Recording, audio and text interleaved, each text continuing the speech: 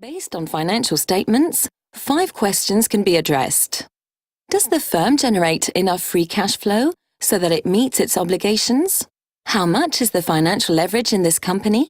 What is the operating margin? What are the operating and financial risks in this company? Does this company create value to the shareholders?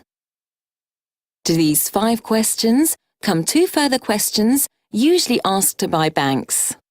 What is the level of the cash flow? How will the operating conditions vary and therefore the working capital requirement? This module is composed of 4 chapters: Cash flow, CF, Working capital requirement, WCR, Financial balances, and a chapter made of examples in order that you understand better the changes in cash and in result. At the end of this module, a summary will be presented to you, as well as many quiz to let you test your knowledge. The goal of this module is to let you understand these notions that are used in the risk analysis.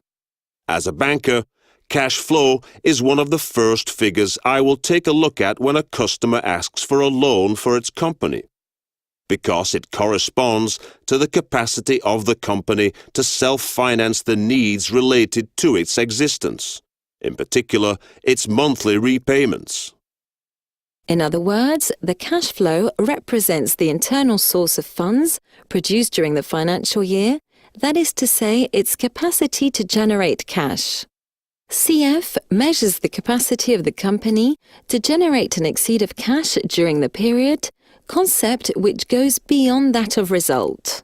I suggest that we take a look at 3 examples in order to help you better understand the changes in cash and result, and to let you realize that cash and net income are 2 very different notions.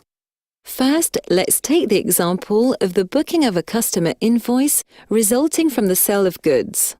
The sale of goods increases the net income. In the balance sheet, the counterparty of the sale is the customer receivable waiting to be paid. This operation does not increase cash as long as the receivable is not cashed in. Now, let's take the example of the collection of the trade receivable. At the maturity date of the payment term granted by the company, the customer will pay the invoice, which results in an increase in cash by the amount of the trade receivable. That will then disappear from the balance sheet and will be replaced by more cash available.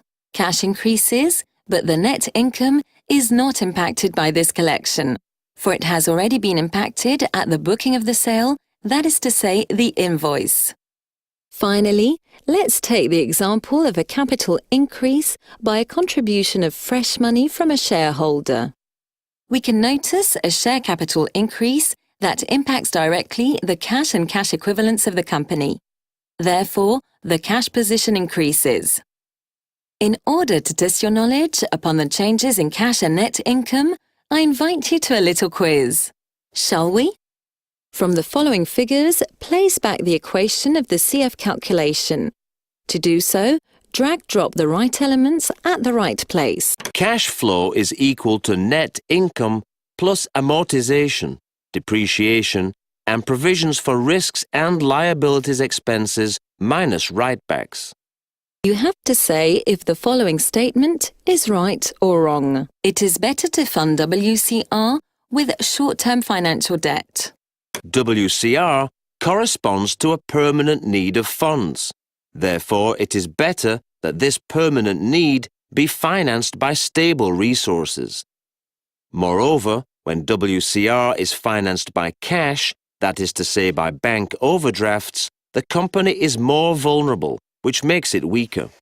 You have to say if the following statement is right or wrong. A change in WCR has no impact on the cash balance of the company.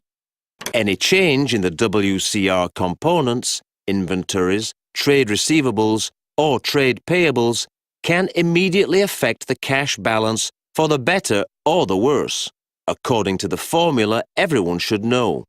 WC minus WCR equals cash balance.